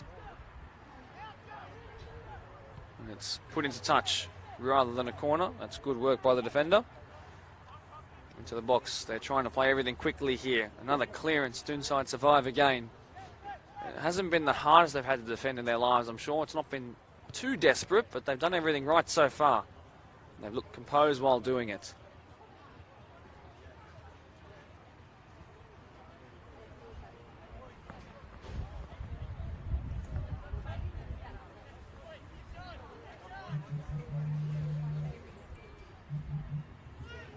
And it comes, and they're flicked on by Mamusha Guerra, but really, angle might deceive you, but that was nowhere near goal.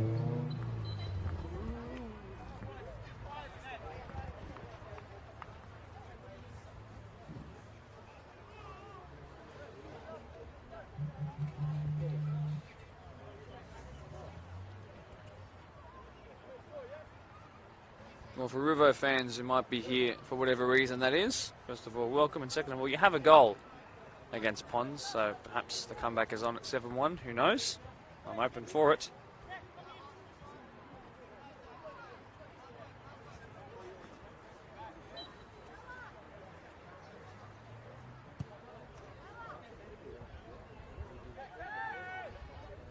Suleiman Paul clears it up into the air, and again that Doonside technical area tent is been put under a lot of pressure today, as has their defence. And of course, a broken front right leg there after Ryan Colborne made friends with it. Before he drops deep and plays it backwards, and now forward comes Mamusha Guerra. He's got 1 goal this year and needs to try and find another one. Scored his first in many, many years 2 weeks ago. Needs to try and find an impossible 2-goal season haul. One would be so critical here tonight. Asare. One back, Boima. Loose touch almost results in a huge coming together, but really sturdy work at the back by Jake Taylor.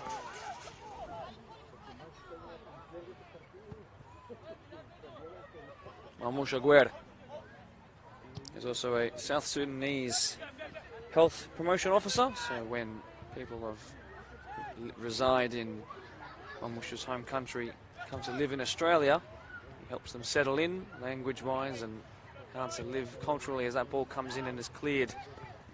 Should be a chance for me here. The play gone to ground. What's being called here? I think it's actually going to be a Doonside free kick. But De Oliveira is the player down. What's happened here? I haven't seen Antonio Perillo point to the spot. So what's going to happen now? Is it an inside of the box indirect free kick? What is going on? Well, I think it is. So after not having one for 2 years, then getting one at Blacktown Workers versus Quakers at Quakers Park, it looks like we're going to have another one. I think it's for, I'm not sure what it was for exactly, but we've got one and we're going to treasure it. The last one skimmed over the crossbar by George Panay, one of the Golden Boot contenders in this league. I wonder how many he got today in their current Form 1 lead, at least by my last count that I've been given. Now that Golden Boot race is going, but what's happening here? Asim Tapa standing over it. Wal Reese, who's got a cannon of a boot, standing over it. Of course, Kelvin Afori. So the rule is you've got to touch the ball and then someone else can thwack it towards goal.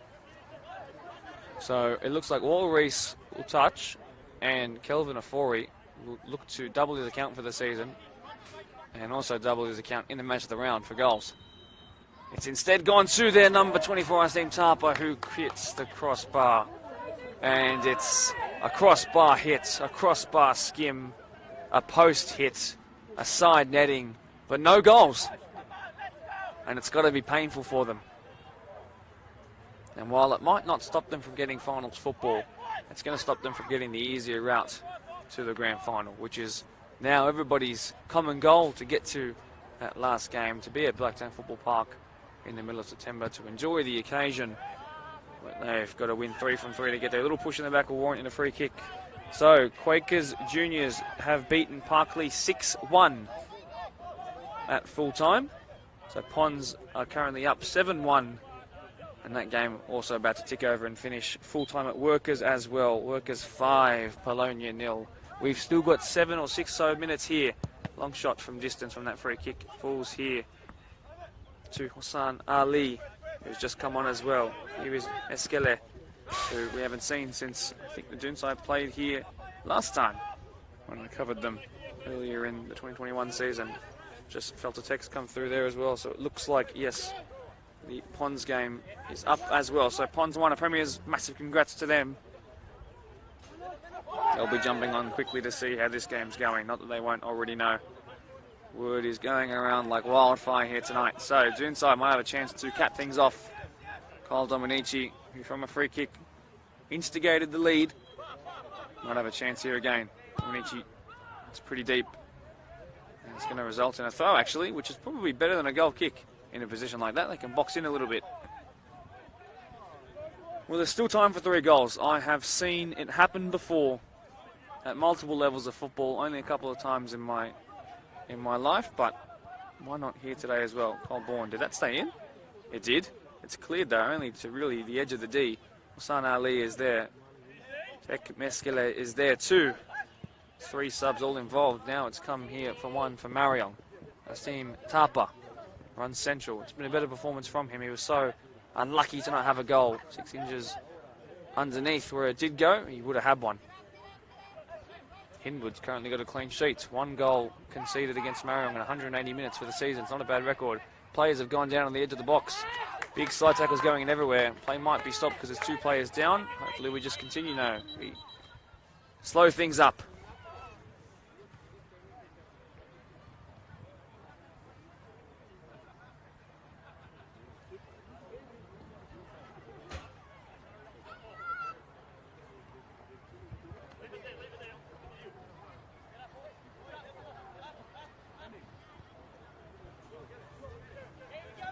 So away we go again, drop ball, not for the first time today.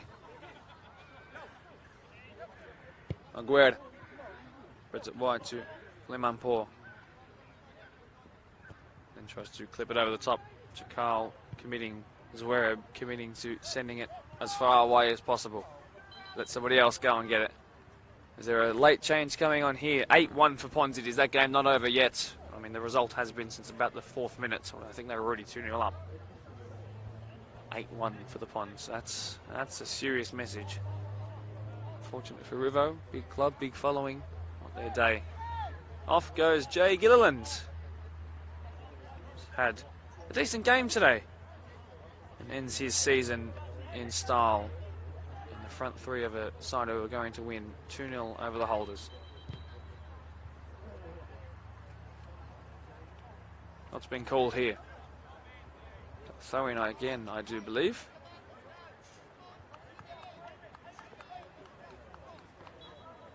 In 16, Joshua Harland's come on. Not quite Erling Haaland. But this one playing for Doonside and without the man bun. it's clipped quite low, it's cleared by Zwerb, who is very good at that. Very often gets 5 bars of connection on his clearances. Marayong really not happy with some of the calls being made, but realistically, they should be unhappy about is the level of their performance and the fragility of their defence in the first half of the game. There's a slip there has allowed Doonside to clear in their favour. In front of their home fans, it starts to get darker in Glendinning Reserve. The result, almost an assured one now. We are into the last couple of moments of the match. If they find a goal now, it'll be very, very interesting. But I can almost promise there won't be enough time. Slight handball hit there. We're going to continue on. Aguirre. Could be big coming together here. No, we've all evaded it, which is good. Palmer is there.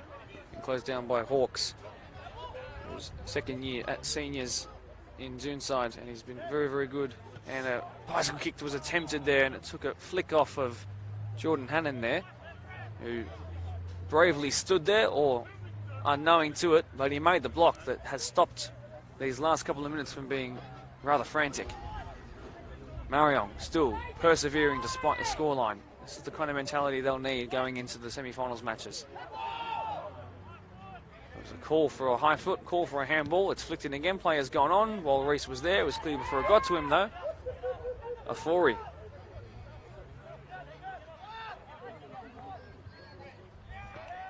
That's going to go out. Another big, big show of grit and playing till the end by Dominici, who's been resolute today. Like, harped on about Daniel Alessi in the Blackjack Football Hour podcast, but take nothing away from the man next to him. He's been really good today as they try and flick it in, and they couldn't get the connection they need to muster it past the keeper. And now, is this all up by himself? It's Joshua Harland, who was met with rapturous applause by his home supporters and fans. There's been a bit of a connection to the head of James Kinsella, who's gone down. And if they do meet Doonside again, I'm sure they would like to have a red card to stop them from meeting with their full squad. I know Kinsella will be okay, but it's never nice to have a little contact with the head. There won't be anything card-wise, and play will go on, and he's okay, which is great. We are now 5 seconds from borrowed time,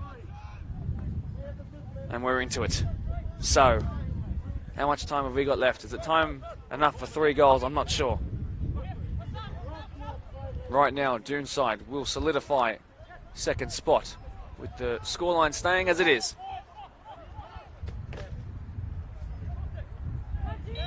Foul outside the box. Strategic not to do it inside.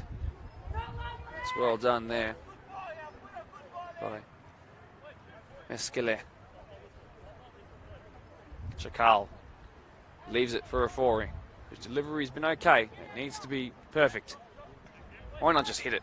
The game is basically done. Give us a goal of the week contender. He does hit it. And it's in. Well, is there time for 2 more goals? How many stoppages did we have? Were you counting? Kelvin Afori just doubled his account for the season in the last moments of the season and gets a second match of the round goal as well, with a wonderfully struck free kick that nobody saw coming, including, I think, the goalkeeper, who didn't move for it at all.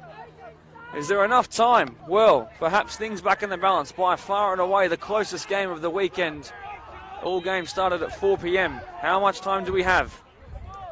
Mr. Perello has just taken the whistle out of his lips. So, with De Oliveira heading that forward, he looks at his watch though. How much time do we have? Big foul there on Hassan Ali.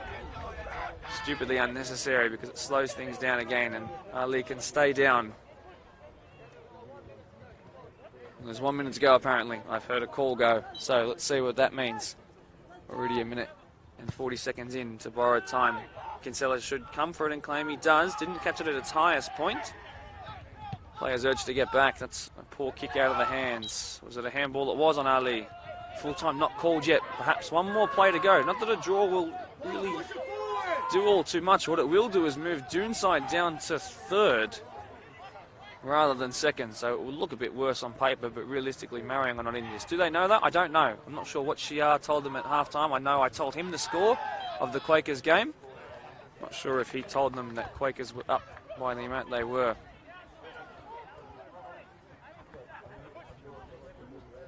Well, 2.5 minutes We are into it now.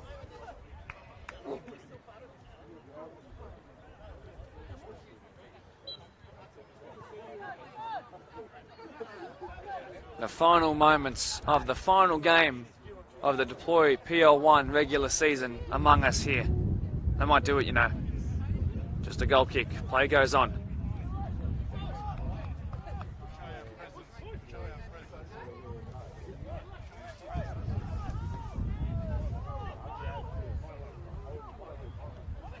Another brave clearance there. De Oliveira central now. It's in his hand. Jake Taylor, and that ball is cleared. Could warrant a yellow card, but we might just try and keep the flow going.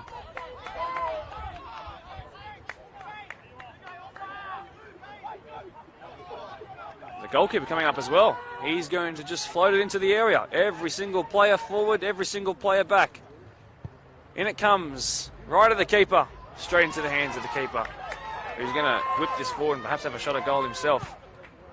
A bit too flat to really do that. Hassan Ali is there. Hassan Ali! Coming together with the keeper, but it was fair. And now the follow-up, Colborne, really good defensive positioning. He's then tackled and stripped of it. And Haaland, Haaland. Oh, what a great way to end what might be the final moment of the season. A lovely moment where players and fans were wondering what could happen and would there be a fourth goal of the day. And Joshua Haaland off the bench. Probably didn't expect that to eventually fall to him. A 2-1 it is. With the game hanging in the balance and positions on the table also with it. Marayong thrusting forward as much as they can. How much time have we got though? The foul. Oh, will that do it? And Doonside. Well, the three-time winners from 2015, 16 and 17 who then had to drop down for their own reasons, then opted to stay down, worked their way back up with an even better squad the second time that they did it. Back up now into the big time, invested in youth, put all their hope into that, invested in a coach whose name is now synonymous with the club and will be until the end of time. Glenn Zwerb has masterminded a win, a second win over Marayong in the season, but the important one for the final game of the Deploy Premier League 1. Goals from Jordan O'Keefe, an assist from Daniel Alessi, and as well Ethan Eichen, who latched onto that through ball, which was oh so fantastic. They did what they needed to do. Two significant chances, if you don't include that one at the end, which came from, of course, the keeper coming forward. But Doonside are going to find themselves in second. So the table finishes as it started today. Ponds, congratulations for being minor premiers and enjoy your run after the grand final, which will be, of course, in the Champion of Champions. Doonside finished the season on 35 points to Ponds' 38. And they finish it in style against the top 5. That's 4 from 4 in their last games against the top 5, which includes all 4 of the top 5 teams, not including them. With that loss, I should say, Marayong have now dropped down and Quakers will move ahead of them, courtesy of their 6-1 victory today. And even though Workers got up by plenty as well, they still stay in 5th because of their points tally prior to going into this. So the one change, of course, Marayong dropping into the part where their route to the grand final is made more difficult. Well done, Doonside, though. You deserve it. My name's Mark DePoli for the first and last time that you'll hear my voice at this venue for season 2022. Thank you so much for joining us, Brendan. Thank you for waiting along so much. We will see you for second v third, which will be Doonside versus Quakers next week. And enjoy. Goodbye.